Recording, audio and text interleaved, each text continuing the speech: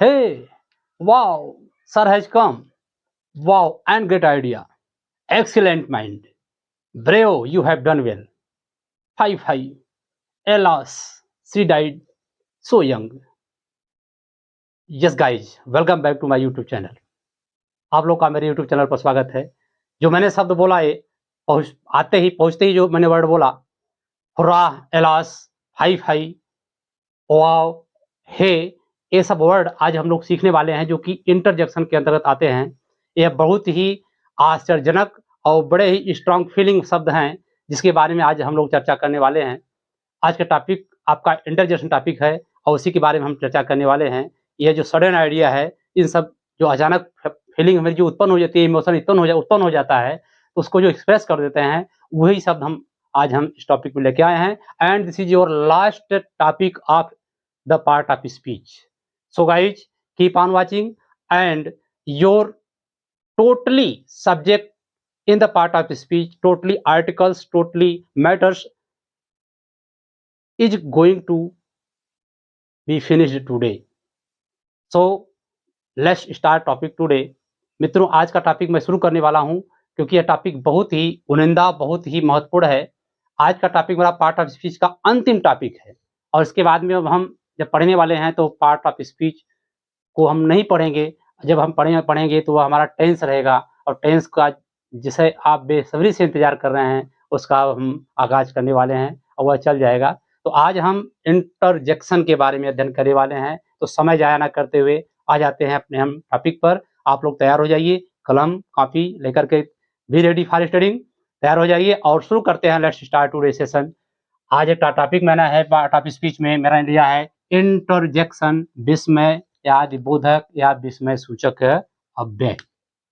Interjection देखिएगा guys, विस्मयादि बोधक या विस्मय सूचक अव्यय। यह क्या होता है? विस्मय सूचक या विस्मयादि बोधक, ये शब्द क्या होते हैं, इसके बारे में आज हम लोग देखने वाले हैं। INTERJECTION, interjection.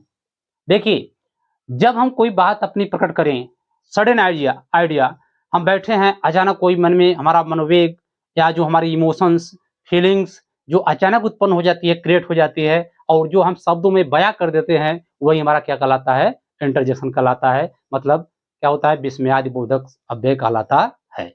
तो मैंने थोड़ा सा टॉपिक को अपने परिभाषा रूप में मैंने बताने का प्रयास किया है। इसको देखिएगा, मैंने कैसे बताया कि भाव प्रकट करने वाले वे शब्द, भाव मतलब इमोशन, फीलिंग, ठीक है, और जो सडन आइडिया है, मैंने बताया ना कि भाव प्रकट करने वाले वे शब्द जिनसे आश्चर्य मैंने बताया, जैसे ब्रेवो, आश्चर्य की बात आ गया, आश्चर्य, दुख, एलॉस जो दुख की बात है, हर्ष, जॉयफुल, हुर्रा, हर्ष, विस्मय जो आश्चर्य की बात कर रहा है, सरप्राइज, अथवा मन के संवेग, इमोशन जो संवेग कह रहा है, मन के संवेग उत्पन्न होते हैं, इंटरजेक्शन कहलाते हैं।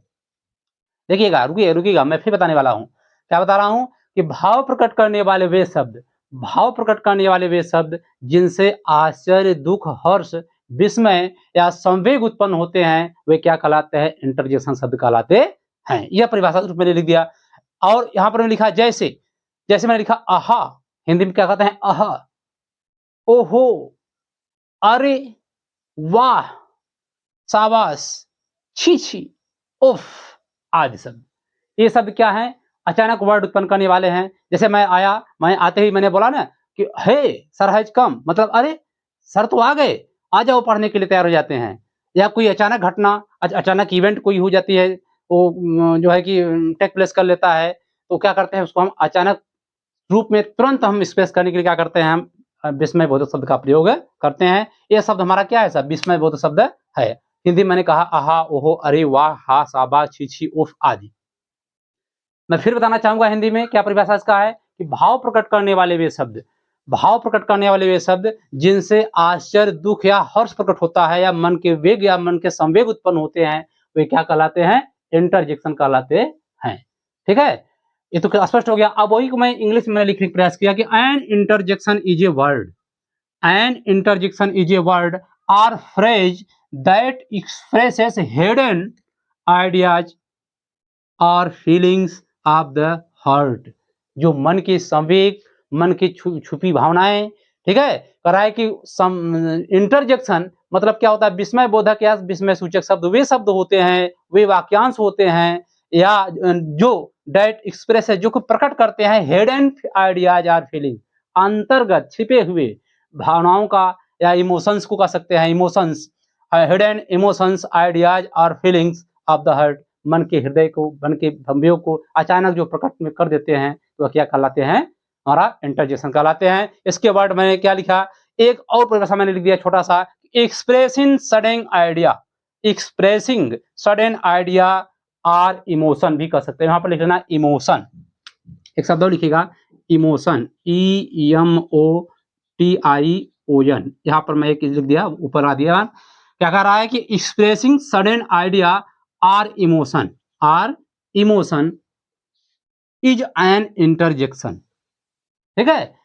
सडन एक्सप्रेसिंग सडन आइडिया, अचानक जो उत्पन्न भाव होता है हमारा, अचानक मन का जो संवेग होता है वह क्या कहलाता है, एक्सप्रेसिंग सडन आइडियाज और एक्सप्रेशन और इमोशन, सडन मैंने लिखा ना, एक्सप्रेसिंग सडन आइडिया और इमोशन इज एन इंटरजेक्शन, अचानक उत्पन्न होने वाले भाव क्या कहलाते हैं, विस्मय बोधक वाक्य कहलाते हैं।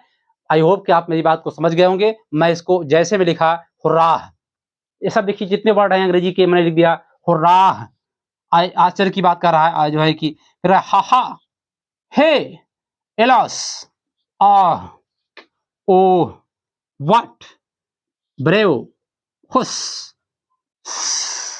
पिसा, पिसा कहते हैं hush, ho, hello, hello, hi fi, well done, same, goodbye, welcome, tata, farewell, etc।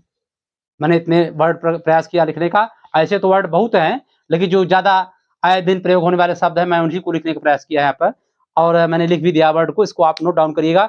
मैंने नोट में क्या लिखा कि इन शब्दों के साथ एक्सप्लेनेशन मार्क अवश्य आते हैं, मतलब संबोधन वाला चिन्ह जो होता है, एक खड़ी पाई देख रहे हैं इसे हिंदी, या एक खड़ी पाई है कहते हैं हिंदी में, एक खड़ी पाई देने के बाद क्या करते हैं, नीचे बिंदी जो दिया था क्या कहते हैं, लिख दिया मैंने, एक्सक्लेमेशन मार्क अवश्य आते हैं।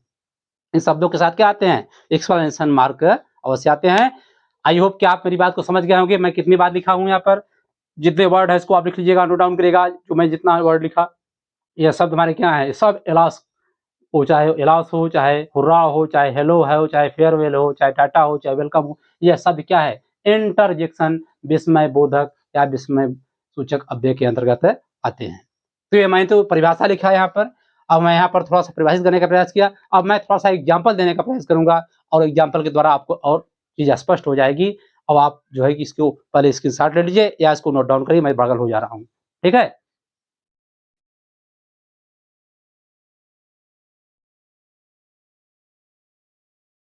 यस गाइज, अब हम इसको एग्जाम्पल के द्वारा समझने का प्रयास करते हैं, किस तरह से एग्जाम्पल के द्वारा इस वाक्य स्पष्ट हो रहा है। देखिए 5 मैं इसको नंबरिंग कर दे रहा हूँ, 5 मैं पहला वाक्य ले लिया एग्जाम्पल, ये दूसरा है, तीसरा है, चौथा है, पांचवा, 6, 7, 8, 9, सब एग्जाम्पल बहुत है, इतना काफी। अब देखिए आप आ जाते हैं यहाँ क्या, 5 मतलब छी छी, 5 जब कोई चीज डिस्गस्टिंग चीज हो, नफरत करने वाली चीज हो, कहीं 5 छी, you should not do such deed, छी छी, तुम्हें ऐसा कार्य नहीं करना चाहिए था। यहाँ पर थोड़ा सा नफरत की बात आ जाए, वहां कहेंगे 5 छी छी, you should not do such thing, तुम्हें ऐसा कार्य, इस तरह से कार्य नहीं करना चाहिए, कोई घिनौना कार्य ऐसा है, हमको ऐसा करना नहीं चाहिए, इस तरह से प्रयोग किया गया। दूसरा वाक्य हेलो, हेलो में पूछने के लिए कहता है हेलो, हेलो भी शब्द बोलते हैं, हेलो हेलो, मैंने वीडियो लिखा हूँ, उसको पीछे वाले देखेंगे, दोनों में वर्ड लिखा हूँ। हेलो, हु आर यू, सुनो, अरे कौन हो आप, जैसे अचानक कोई है जा रहा है या कोई बात हुआ, अरे हेलो सुनो सुनो भाई, आप कौन है, हेलो हु आर यू, इसका प्रयोग हो गया। एलॉस, जहां दुख की बात प्रकट की जाती है, जहां दुखद कोई बात होती है, एलॉस, अरे दुख की बात है, माय फ्रेंड हैज डाइड, अरे मेरा मित्र स्वर्गवासी हो गया, मेरा मित्र मर गया। ओ ओह, या कह सकते हैं आह, या कह सकते हैं alas, my old friend has died, या माय ग्रैंडफादर हैज डाइड, या my aunt has died, etc word जितने हैं ये सब क्या कर सकते हैं, हम एलॉस का प्रयोग कर सकते हैं। हुश, चुप रहिए, समवन इज कमिंग, कोई आ रहा है, हुश क्या है, चुप करने के लिए मम, चुप करने के लिए किया जाता है हुस। फिर क्या है हुर्रा, हर्रा, बच्चे कूद जाते हैं हुर्रा, कूद कर कहते हैं hurrah we have won the match. अरे हमने मैच को क्या कर लिया है, जीत लिया है, हम क्रिकेट को मैच को जीत लिए हैं। ब्रेवो, शाबाश, शाबाशी की बात जहां आती है वहां क्या करेंगे, bravo you have done well, अरे तुमने बहुत अच्छा किया है, यू हैव डन वेल, तुमने बहुत बढ़िया किया है। आहा, हा हा माय फ्रेंड हैज कम, आहा मतलब जहां आश्चर्य की बात आ जाए, ये भी सरप्राइज की बात है, आहा माय फ्रेंड हैज कम, मेरा मित्र तो आ गया, ठीक है। फिर यू ये भी आश्चर्य की बात है, you it is so dirty, ये भी नफरत की बात है, जिसे मैंने बताया यहाँ पर हाई फाई वैसा ही वर्ड है, you it is so dirty, अरे इतना गंदा, इट इज सो डिस्गस्टिंग, इतना गंदा है। फिर इसके बाद में है उफ्स, उफ्स का प्रयोग आप सब सुने होंगे ज्यादातर, या कोई गलती कर देते हैं अचानक खुद से गलती यहाँ होती है, उफ्स आई ड्रॉप्ड इट अगेन, अरे उफ मैंने इसको दोबारा गलती कर दिया, मैंने इसे दोबारा गिरा दिया, उफ्स आई ड्रॉप्ड इट अगेन। तो मित्रों मैंने यह बताने का प्रयास किया, ज़्यादा एग्जाम्पल मैं नहीं दे रहा हूँ, मैं जो महत्वपूर्ण एग्जाम्पल जो था, जो आए दिन में जो प्रयोग होने वाले हैं, मैं इसको देने का प्रयास किया और समझाने का प्रयास किया। मुझे उम्मीद है कि आप लोग को यह वर्ड समझ में आ गया होगा।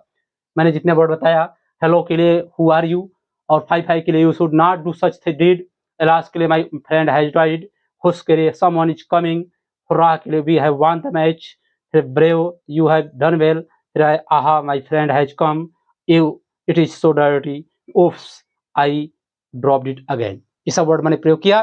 तो गाइज आज मेरा इंट्रोजेक्शन टॉपिक जो था, आज 38 डे था, मैं 38 डेज में मैं पूरा टोटली फिनिश कर दिया।